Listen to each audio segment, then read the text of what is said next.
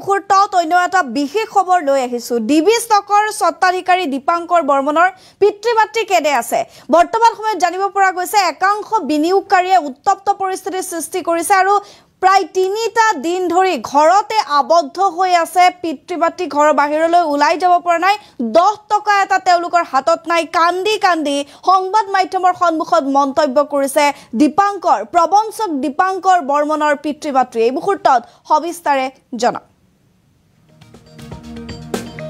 3 দিন ধৰি আবদ্ধ মহাপ্ৰবঞ্চক পলাতক দীপাংকৰ বৰ্মনৰ পিতৃ-মাতৃ পদুমবৰীস্থিত অভিগুণা ৰেসিডেন্সিত আবদ্ধ হৈ আছে দীপাংকৰৰ পিতৃ-মাতৃ দীপাংকৰ বৰ্মনৰ ঘৰ লণ্ডভণ্ড কৰিছে ধন বিনিয়োগকাৰী লোকে ডিবি ষ্টকৰ কথা নতুনকৈ ক'ব নালাগে কিয়নো সকলো জ্ঞাত ঘৰৰ সামগ্ৰীও লৈ গৈছে একাংশ বিনিয়োগকাৰীয়ে ডিবি ষ্টকে ৭,০০০ কোটি টকাৰ যি লুণ্ঠন এক প্ৰকাৰ চলাইছে তাৰ পিছতে সেই শাস্তি বৰ্তমান পিতৃ-মাতৃয়ে লাভ কৰিছে শাৰীৰিক অত্যাচাৰ চলোৱাৰ অভিযোগ দীপাংকৰৰ পিতৃ-মাতৃৰ নিশা একাংশ বিনিয়োগকাৰীয়ে ঘৰত প্ৰৱেশ কৰি মদ্যপান কৰাৰো অভিযোগ দীপাংকৰ বৰ্মনৰ সৈতে বিগত 3টা দিন ধৰি পিতৃ-মাতৃৰ কোনো যোগাযোগেই নাই ক'ত আছে দীপাংকৰ কি কৰি আছে কলৈ গ'ল সেয়া নাজানে পিতৃ-মাতৃয়ে বৰ্তমানো অব্যাহত দীপাংকৰক বিচাৰি অভিযান মাতৃয়ে নিশা দৌৰি দৌৰি জালুকবাৰী আৰক্ষী থানাত উপস্থিত হৈছে কিয়নো ইমানেই উত্তপ্ত পৰিস্থিতি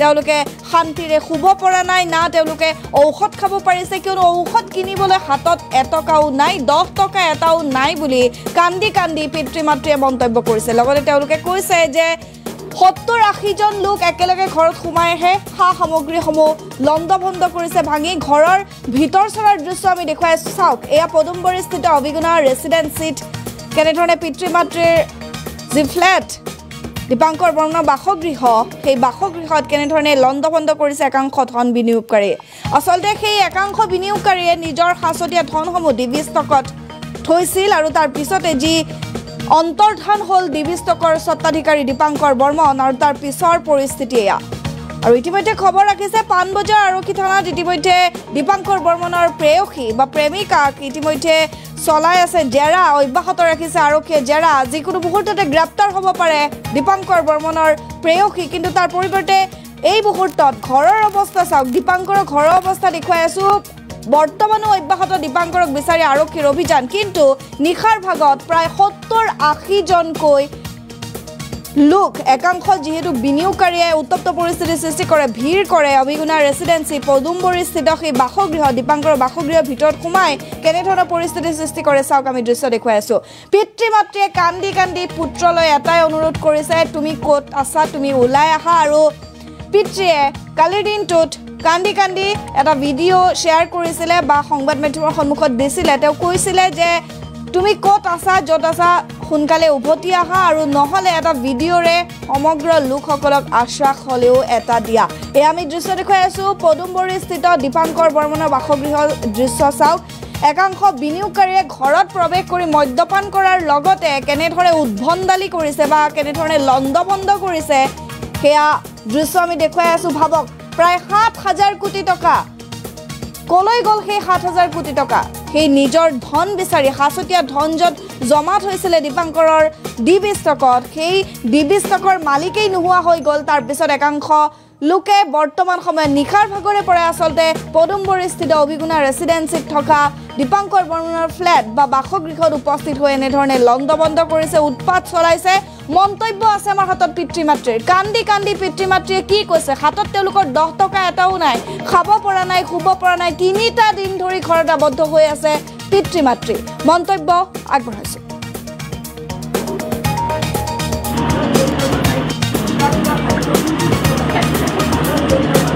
দিন মানৰ পৰা আমাক ইয়াতে গোটেই মানুহখিনি ইমান টৰ্চাৰ কৰিছে মোক ওলাই যাব দিয়ে আমাক দুজনক ক'ৰবাত কিবা কৰিবলৈ গোটেই আহি 60-70 জন মানুহ ঘৰৰ ভিতৰত সোমাই পেলাই তেওঁলোকে আমাক ইমান টৰ্চাৰ কৰে কৈছে দীপাংকৰে আমাৰ পইচা চব খাই মাৰি লৈ গ'ল মই কৈছো সেইবিলাক একো নাজানো নাই তেওঁলোকে নেমানে কৈছে আপোনালোকে জড়িত আছে আৰু ইমান অসভ্য কথা আমাক শুনাইছে নহয় আমি একো কৰিবলৈ নাই তাৰ পিছত তেওঁলোকে ৰাতি কালি নয় পৰহি গোটেই ঘৰ ভাঙিব আৰম্ভ কৰিলে মই তেতিয়া ওলাই যাব যাবলৈ লওঁতে মোক একেবাৰে যাব নিদিয়ে, মোৰ কানি কাপোৰ ফালি অৱস্থা নাই।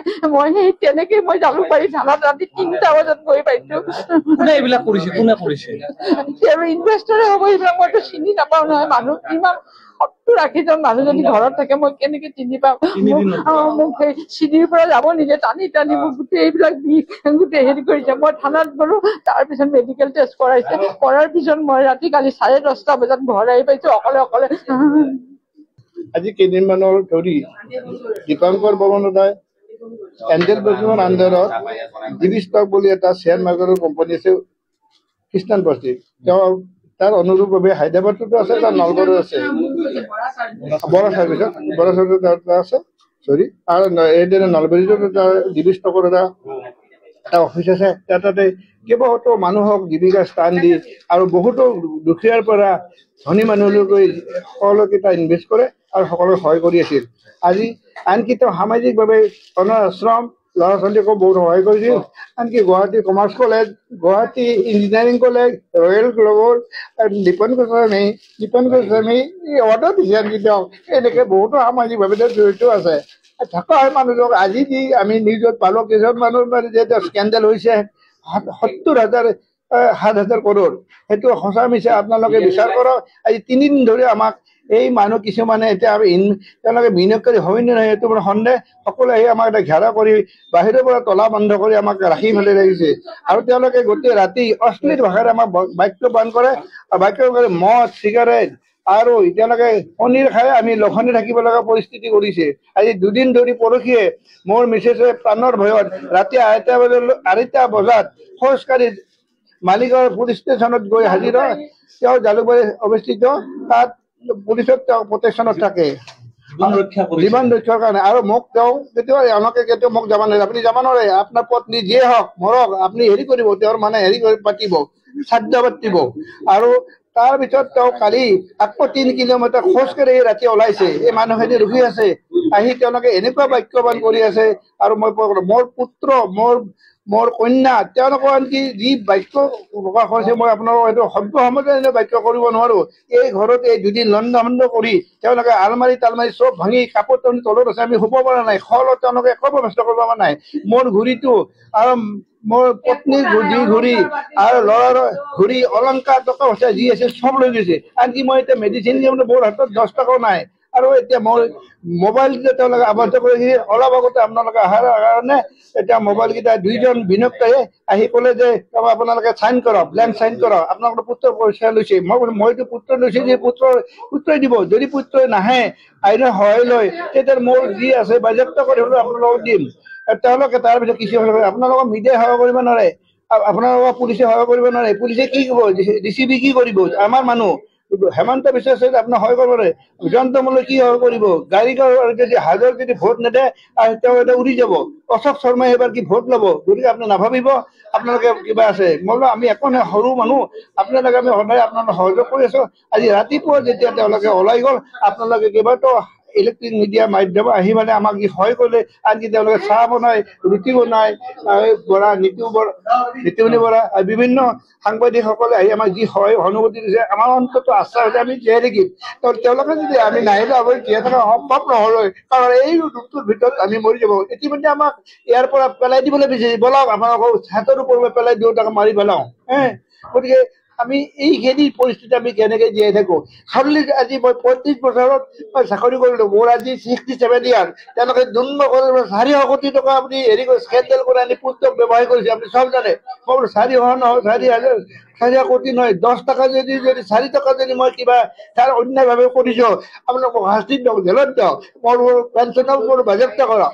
আনকি আৰু মই আপোনাক কিমান কম, ৰাইজ আপোনাক সহায় কৰক, আপোনাক বুজিব ধৰক এই যিবিলাক 2-এটা মিডিয়াই এনেকুৱা ভুৱা প্ৰচাৰ কৰিছে, সেইটো যাতে প্ৰচাৰ বন্ধ হয়। প্ৰকৃত কথাটো চৰকাৰে আৰক্ষী বিভাগে অনুসন্ধান কৰি জনাই দিয়ে স্পষ্ট কি আছে, অফিচ কোন বিনিয়োগকাৰী কিমান টকা থৈছে চব ওলাই পৰিব অফিচৰ দ্বাৰা। অফিচৰ মানুহখিনিকো এতিয়া তাৰ দণ্ড বন্ধ কৰিছে, তেওঁলোকে মানে তেওঁলোকৰ ৰিপৰ্টখিনি জনাবৰ কাৰণে অক্ষম। আপোনালোকক অনুৰোধ কৰিছো, চৰকাৰক অনুৰোধ কৰিছো, আৰক্ষী বিভাগক অনুৰোধ কৰিছো, আমাক সহায় কৰক আৰু দোষী শাস্তি দিয়ক। আৰু যদি দীপাংকৰ বৰ্মনৰ যি দোষ কৰিছে তাৰ শাস্তি ভোগ কৰিব লাগে। আমি মোৰ পত্নী আৰু মই কৰিবলৈ মই সাজু আছো।